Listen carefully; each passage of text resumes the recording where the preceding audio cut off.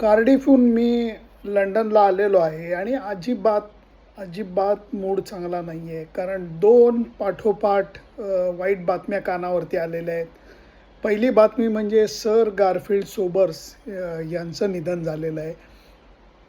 सरांना वेस्ट इंडिजमध्ये भेटण्याचा योग आला होता. एकदा त्यांच्या घरीही जाण्याचा योग आलेला होता. अगदी अगोदरच्या वर्ल्ड कपपर्यंत, मला आता त्या कुठलं साल आठवत नाही, पण त्या वर्ल्ड कपला ते कॉमेंट्रीसुद्धा करत होते रेडिओसाठी. तेव्हाही त्यांना भेटण्याचा योग आलेला होता.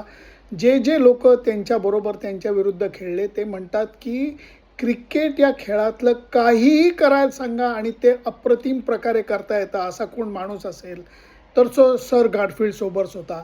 त्यांनी जर का एकेरी धावा घेतल्या असत्या तर त्यांच्या 15,000 धावा झाल्या असत्या. अशा गमतीनीसुद्धा गोष्टी सांगितल्या जातात.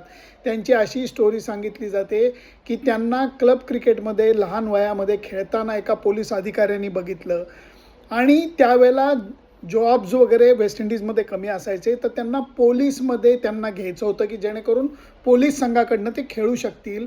म्हणून त्यांना नोकरी देताना पोलीस बँडमध्ये नोकरी दिलेली होती. ते वाजवता येत नव्हतं ट्रम्पेट. त्यांना सांगितलं होतं गाल फुगवायचे आणि नुसतं उभं राहायचं आणि त्या मार्च पासमध्ये जायचं. तुझ्या जॉबला काही प्रॉब्लेम येणार नाही, तू मेनली क्रिकेट खेळ.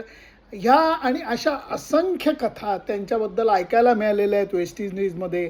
वय झालेलं होतं सरांचं, खूप छान आयुष्य ते जगलेले होते, म्हणून ते गेल्याचं दुःख नक्कीच होतं आहे. आणि दुसरं म्हणजे माझा क्रिकेट वेडा जवळचा मित्र गौतम गोवित्रीकर याच्याही मेंदूला मोठी दुखापतपेक्षा रोग झालेला होता आणि त्याचंही आज निधन झालेलं आहे. त्यामुळे या दोन्हीही, एक महान सर गारफील्ड सोबर्स आणि दुसरा माझा जवळचा क्रिकेट वेडा मित्र डॉक्टर गौतम गोवित्रीकर, यांच्या आत्म्याला शांती लाभो.